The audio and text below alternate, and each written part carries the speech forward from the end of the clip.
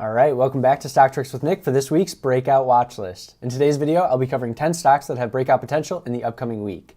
This video is sponsored by MarketSmith, which is the trading platform that we'll use to break down each of the stock's fundamentals, group strength, fund ownership, and a bunch of other trading statistics. If you guys are tuning in for the live stream, I don't usually do this live, but with traveling, I'm back at my parents' house, have family coming in about 45 minutes, so we have to keep this pretty concise. But if you have other stocks that you think should be on the breakout watch list or are on your watch list going into the week, drop those in the comments. And when I get time in the second half of the day, I'll be going through each of those and breaking them down using MarketSmith. So with that said, if this is your first time tuning in, my name is Nick. We talk about stock trading, more swing trading here, and risk management. So if you enjoyed that, please subscribe, and I'll see you guys on Wednesday for the true live stream, which is about an hour long, where we break down a bunch of different charts. With that said, let's get started with CCRN, Cross Country Healthcare. This is a company that provides staffing for traveling nurses, which is pretty obvious theme right now with all the COVID spikes. We had, let me jump to the weekly chart really quick. Really strong weekly chart here. Base, breakout, a little bit wider of a base, and it continues to move up. So if we go back to the daily chart, it's got a group strength rating of B+. It's in staffing, which is the 56th strongest group right now in the market out of 197. Accumulation distribution rating, B+. That's nice and strong. Overall composite rating, 98. MarketSmith only goes up to 99, so the fact that it's at 98, very strong. Like to see that. Let me bring over the sector information. So within that group, again, B+ group strength rating, but within that group of 57 stocks, this is the number one strongest stock on relative strength and number two on composite rating. It has a relative strength rating of 99. We're always looking for stocks 85 or above unless it's an IPO, so checks that box. Fund ownership is also something that we want to take a look at. Is big money flowing into the stock? If so, if we see those fund ownerships increasing, funds can't take their positions overnight. They have to build into the positions, so you're more likely to see stocks supported at key moving averages like the 21 EMA or the 50-day simple moving average. So we do want to see this fund ownership continue in an uptrend, which you are seeing here, September 2020 at 280, now at 332, still on the low end overall, but is increasing, which is nice to see. Going to the fundamentals on the bottom here, we have earnings per share up 171, over 1,000%, 194 and 408 year over year. Sales went from 0 to plus 57, plus 53, plus 93, and after-tax profit margin up 3, 7, 5, and 6. Just wanted to jump into the 30-minute chart to look for a potential entry point here. So you're going to see this on a lot of charts. The action on Friday, actually, sorry, go back to the daily chart. The action on Friday typically came with less volume just because, or not Friday, Thursday. Friday, the market was closed. On Thursday, because we were going into an extended weekend, going into a holiday, so we were expecting less volume on Thursday compared to the rest of the week. But CCRN, actually, let me switch this, closed in the 93rd part of the daily range on Thursday, so closed very strong and actually had higher volume than both Wednesday and Tuesday. So the fact that it closed high in the range with heavier than average volume the last 3 days is pretty telling. So going back into the 30-minute chart, you do see this price tighten up here, a little move in the later half of the day, and we're just looking for a break over this area. Let me get the tracking price up. The high would be 27.35 as a potential entry point for CCRN. All right, let's go to the next one. We got Datadog, DDOG. I had the stock actually on Wednesday and then sold it on Thursday. I still think it has potential to break out, but I didn't want to be carrying that risk into next week just because I have a couple other positions on right now that are set up a little bit better, and I didn't have as much profit cushion on Datadog. But I do want to keep this on a watch list, set some alerts, and be ready for next week. It comes from a weaker group right now, Computer Software Enterprises, 106 out of 197. The last couple of weeks, when the market was pulling back, it was really tech that was getting hit the hardest. So you saw the NASDAQ pull back more than the S&P 500, computer software in that group. So C+ group rating, not the strongest. Accumulation distribution, C, but overall composite rating, 92, that's strong. Overall relative strength rating, 98, That's very strong. And you can see the uptrend here. We could jump to a weekly chart if that makes it easier, but kind of based out and then continues to climb here. Let me bring over the sector information. So within that group, again, it's a weaker group, but it's number 1, strongest stock out of 120 in that group, and number 3 on a composite basis. Fund ownership for Datadog is continuing to increase. In September of 2020, we were at 710. This September, we're at 1,088. We don't have December's information just yet. We'll get that at the end of the year.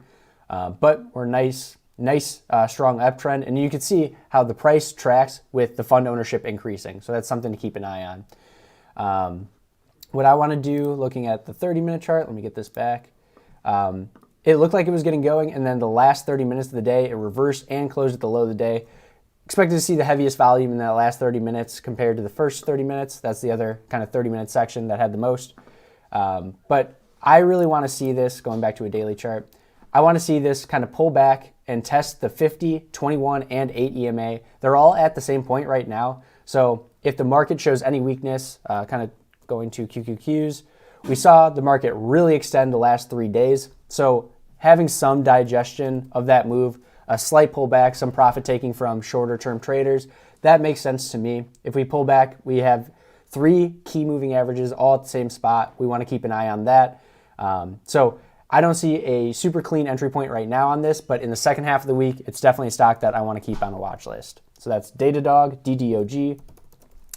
Next, we have Dollar Tree, and that I didn't think I would have this on my watch list in 2021, but very strong move out here, and this consolidation is very, very clean. So let me just jump through all the stats really quick. It's in retail discount variety. It's a weaker group, 102 out of 197, so that's a C+ group strength rating. It does have a B accumulation distribution, 72 composite rating. That's on the weaker end, but what pays the bills is your relative strength, which is your price, and that has a relative strength rating of 95, which is above that 85 threshold that we're looking for. So within that weaker group, it's number 1 on relative strength, number 1 on accumulation distribution, and 3 on composite. Fund ownership has been kind of declining from March, June, September, but again, this doesn't reflect after September. And you can see after September, we saw some heavy volume up days as this price really got going here. So my guess is we're going to see December's numbers upticked from that. Let me hide this. And it really doesn't get better of a flag pattern than this. We had a nice breakout. The market rolled over, so seeing this kind of pull back, but didn't even pull back to the 21 EMA in this first pullback, where the market was actually at the 50-day simple moving average at this point. So some relative strength after a nice move up. Kind of drifted higher as the market rebounded, another pullback as the market pulled back. And I really like the shakeout day. I think this is Monday. And then Tuesday, Wednesday, Thursday, you can see volume drop off because we're going into the holiday. Not many people trading. So it makes sense that we saw price consolidate and volume consolidate. But this also gives us a low risk entry point because if we get it wrong, it's going to be wrong right away and the stock's going to roll over. But I wanted to show the monthly chart as well on this because, is this Dollar Tree still? Yeah. We went through, I think, about a 4-year base here. So based out, shakeout, kind of an inverse head and shoulders on here. And then we're climbing up the right side right now and consolidating. So something that I want to keep on a watch list, not a traditional tech name, not a traditional growth name, but is going to allow us to have a low risk entry point in through here. You can see kind of, let me change that to a temporary line. Got a nice downtrend line to work with, break over that, and then maybe a stop under about like 136 area. So less than a 1% risk on that trade, especially if we open lower, then take out that area. That builds momentum into the uptrend there. So that's Dollar Tree DLTR. Next we have EXFY. This IPO'd in November, so we see a relative strength rating of 26. We're not worried about that because it's an IPO. It's got a B- group strength rating in computer software financial, 90th strongest group out of 197. Accumulation distribution, because it just IPO'd, we don't have enough data from MarketSmith to get that. And again, composite rating, a lot of this stuff, because it just IPO'd, we don't have enough data to really calculate those. But we do have earnings, so that went from minus 71 to plus 150, plus 700% year over year, and then plus 378. Sales went plus 17, plus 36, plus 88, plus 73. Very strong sales growth. And then after-tax profit margin up 7, 27, 19, and then 53. Really starting to be profitable, which you like to see that. We don't have any fund ownership information because it IPO'd after September. And again, the relative strength in that group, 17th out of 39, doesn't really tell the story here. But going to a 30-minute candle, you can see just how tight this is getting. We put in a low, shook out that low right through there. So anyone who got in on here got a nice profit. Probably got shaken out, stop break even if they're swing traders. But you saw this area get supported. We're putting in higher highs now, and we're really tightening up through this area. So a break over, let me switch to the tracking. Break over 36.93, call it $37 is a potential entry point for this. And then you could put your stop under 36. So that's about a 3% risk on the trade. And it should tell you right away if you're wrong or right. And I'm going to get to this a little bit later, but we do have kind of a few IPOs that are coming off the lows of their base. BIRD just broke out the last 2 days on heavy volume. And I guess I'll just go into the next one, NRDS, NerdWallet. This is a company that I use all the time just to look up financial information for my videos. If I'm doing like a non-stock topic, just like a personal finance topic, I think NerdWallet is a great website to use personally. So might have a little bit of bias with that. But it's in group strength rating B, financial services and specialty, 66 out of 197. Again, because it IPO'd, we have a composite rating of 24, relative strength rating of 6. It just doesn't have the data to really calculate those numbers. Earnings, they have been negative. Still need to work on profitability here, but this is much more of a technical setup versus a fundamental. Because we saw Bird, which IPO'd right around the same time, put in the low, tighten up, and then if I go to the 30-minute chart, tighten up, and then really get going from 14 to 18. We saw a nice breakout there. With NerdWallet, you're seeing even more tightening. This found support right around $15, building a base down there, and going into the 30-minute candle. It really doesn't get much tighter than this. We have a nice temporary line. Nice downtrend to work with here. So a break over, still getting used to that. Break over 15, like 35 area, and then a stop under either, you could split your stop. That's probably what I'm going to do. Split stop under 15 or a stop under 14.57. That would be 2% or 4%-ish, and keep a lower risk on that entry, about 3% if you do split your stop there. So if this acts like BIRD, Bird, I know it's not the same group, anything like that, but the IPO theme, putting in a low and then moving off the low. Because as the market kind of rolled over, this made generally the same low right around $14, and while the market was making lower lows. And now that we've come off the top, maybe we kind of go into a more risk-on environment and push through off the low here. So that's NerdWallet, NRDS. What else? Ford. We have not a lot of people talk about Ford because Tesla is the kind of car company that everyone talks about, but this held up very, very well while the market was rolling over. It's an A+ group strength rating, which is weird. Let's see, auto manufacturers, 122. I don't think this part is right. I think it is in a strong group. A+ group strength rating, B accumulation distribution, 87 composite, and 98, again, what pays the bills, price. So relative strength rating of 98, nice to see there. Earnings per share, 183, 47, 137, and we actually had negative, we didn't improve earnings per share this most recent quarter, but that did not matter much because we gapped up and we had that post-earnings drift. This must have been guidance that pushed that higher. Sales went from -9, +6, +38, and then -5. After-tax profit margin, 4, 10, 2, and 6. So within that group, it's second strongest on relative strength, fifth strongest on composite out of 31 stocks. And we do see fund ownership pulled back a little bit in September from 1754 to 1729. But this move happened after September and on heavier volume, so likely we saw some fund ownership increasing. We'll get those numbers at the end of the year. So with this, you saw it hold up, never tested the 50-day moving average like the NASDAQ did, like S&P 500. Those are actually under the 50-day. And had a breakout attempt on December 10th here, but because the market rolled over the next day, it also kind of pulled back. But you saw it test the 21, bounce, undercut the 21 here, and then the last 3 days, lower volume on the bounce, so a little bit less credible. Always think volume with credibility. If someone's moving the stock on very little volume, they might not be like a very large institution taking a position. So we need to be a little bit cautious of the moves we saw over the last 3 days just because it happened on lower volume. But if that gets confirmed with heavier volume in a week without Christmas and with that Santa Claus rally coming, hopefully Santa Claus rally coming, then we can confirm to the upside here. But I'm just looking for a break over Friday's high. That would be 2041 as a potential entry point on this, and a stop under the low.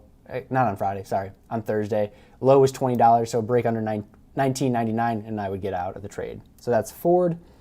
GDYN, I did talk about this on my Twitter, Stock Trick Nick there. This is a stock that I've traded a couple times, got stopped out for even, I think twice, and then took one as a loss. Really tricky trading through here as the market was rolling over, really getting your volatility. You see these daily ranges increase in size instead of decrease. But what I'm really looking for this is a change in character. After this gap up, the stock has never closed over $40. You see, we have a couple wicks here making highs over $40, $41.97 on this day, but this closed at the 22% range. So closed very low in the range. What was the closing price on here? Closing price last $39.23. So you can see we never closed over $40 yet. A close over 40 would be a character change for GDYN, and something that, because this gap up tested the 50-day on this day on, what is that, Monday? Yeah, on Monday. Buyer stepped in right at that area. Now we're right at $40. So a break over 40, and I'll probably put the position on, but be very quick to take it off if it doesn't confirm and actually close over 40 on that day. Let's go through the stats really quick. Earnings per share rating, 97, very strong. A group strength rating, computer tech services, 31st strongest group out of 197. Overall composite rating, 99. Relative strength rating, 99. Doesn't get better than either of those. Taking a look at earnings per share, went from minus 75, 0 to plus 900 year over year, and then plus 120. Sales, minus 6, plus 21, plus 113, plus 120. And after-tax profit margin, 7, 8, 13, and 14. Within that very strong group, remember, A group strength rating, 52 stocks make up that group. It's number 1 on relative strength, number 1 on composite. That's awesome, exactly what we want to see. And fund ownership also steadily increasing, 104 from December of 2020 to 231 this September. So with this, just a break over 40 is going to be an entry point for me. Stop.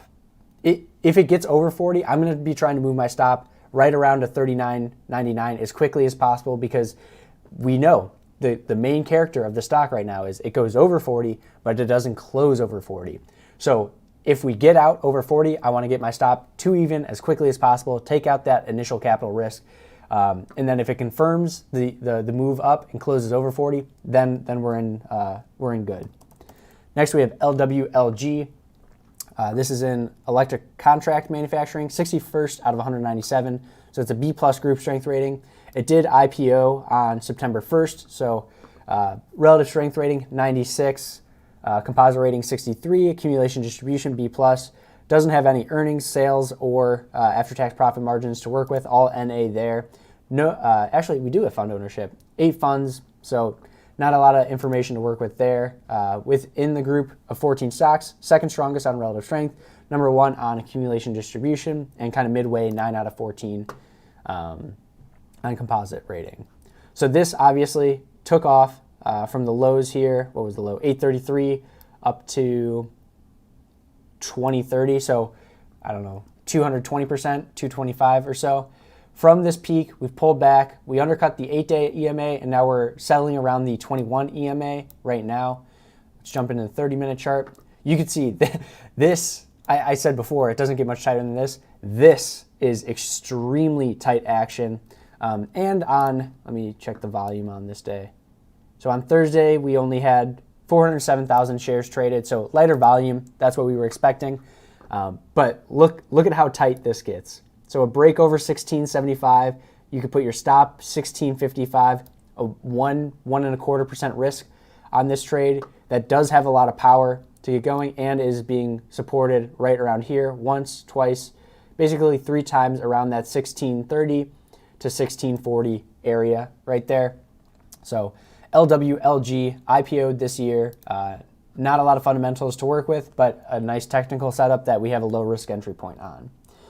Got 2 more for you. If you guys are enjoying the stream, please leave a like. It helps my channel grow, and we're getting so close to 6,000. That was the goal for the end of the year. I think we're about 20 subs away. So if you're not subscribed yet, please subscribe. I do this breakout watch list on Sunday, and then a live stream. We're going to do it on Wednesday night this week. All right, MRAM. Put this trade on Thursday. Took it off for, or no, actually, I tried to put this trade on with a break through 11, but I did a stop limit entry, and it jumped right over 11. So I never got filled on this, but it was something that I'm trying to find a position in. It's got a relative strength rating of 99, very strong. Composite rating 87, pretty strong there. But group strength A+, it's in semiconductors. I have a large position in AMD. What else do I have? I have a couple other positions in that semiconductor group because I'm always trying to put money in the strongest groups in the market. That's how you see the largest gains. Accumulation distribution, B-, a little bit weaker there. Earnings, negative, then plus 150, plus 119. Sales up 3, 2, 0, plus 46. This quarter on the earnings, you really saw a heavy volume breakout there. Confirmed the next day, confirmed the third day, and even held up the fourth day. And then as the market kind of went through a little bit of a turbulence, you saw this pull back to 10, undercut 10, but now we're getting going. I would love to see this actually trade sideways, tighten up, because if we see the 30-minute chart, or let me jump to the 60-minute. Here's the heavy breakout that gets confirmed, but that undercut of 10, undercut again, and I just want this to tighten up, maybe above 11. If it can tighten above 11, allow those moving averages to curl up a little bit higher. You got the 8 and the 21. Test that around 11. If those can get up there, then we can get a lower risk entry point. Otherwise, you do have kind of 2 daily highs, a downtrend line to work with. Ideally, we get an inside candle on Monday and Tuesday and then break through, let's see, what was the high on Friday? 1135. So that's MRAM. And last, we have TRT. This is another one that I would love for it to trade sideways for a couple days, flag out, but has a ton of power. And I wanted to put it on your list because for some reason, and I think it's a volume thing. No, volume's 850,000 on average. I didn't have it on my watch list as it was coming through this area. This would have been such a nice trade on Tuesday. Unfortunately, I missed it. You're not going to catch every trade, but relative strength rating, 99, composite 86, A group strength rating. Again, this is in semiconductors, trying to get money in the semiconductor group as much as we can. Accumulation distribution, B+. Earnings went from minus 36, plus 100, back to negative, and then over 1,000%. Sales, minus 8, minus 5, plus 30, plus 49. So we're starting to see acceleration of sales. Then after-tax profit margins, 3, 2, minus 11, and 9. Not sure what happened in June. Not a very strong quarter for them then. Within that group, again, 24th strongest group out of the market right now. Number 1 on relative strength, 19 out of 32 on composite, just because the earnings really aren't there. Starting to get there, but not there yet. With this, I wanted to jump into like a 15-minute candle. It's flagging out nicely after it made the high here. Let's see, what was the high? Come on. High was 1373, pulled back to under 12, undercut 12, and now we just need this to tighten up. We do have an entry point around 12, what was this? What was the high? 1254. If we open lower and then take that out on Monday, 1254, stop under the low here, 1220. What is that? About 3% risk there. That's possible, but again, if we look at the daily chart, unless you're day trading this and looking for about a 1%, 2% profit, you're going to want to look at the daily chart, see, hey, this is extended. The 8-day EMA is at 1068. Your price right now is 1254. So the more days we put in, tightening this range up, allowing that 8-day EMA to set up, to come up for support, the longer we can hold a stock, especially like if you're looking to hold a stock for longer term, you want to go for longer term duration where the moving averages are right around the price for an entry point. And you can see we're extended on the weekly, we're extended on the daily. But if you look at that 15-minute and you're more of a day trader, you do have an entry point to work with going in on Monday. But ideally, we do just trade sideways, tighten up, allow that 8-day EMA to catch up. But that semiconductor group is strong. That's the one that we want to be focusing on. But that's all that I had for today. Went through 10 stocks on my breakout watch list. If you guys enjoyed the video, leave a like, subscribe to my channel, and I'll see you guys on Wednesday for the midweek movers. We'll do that at 7 p.m. Central. Have a great rest of your weekend, and then see you guys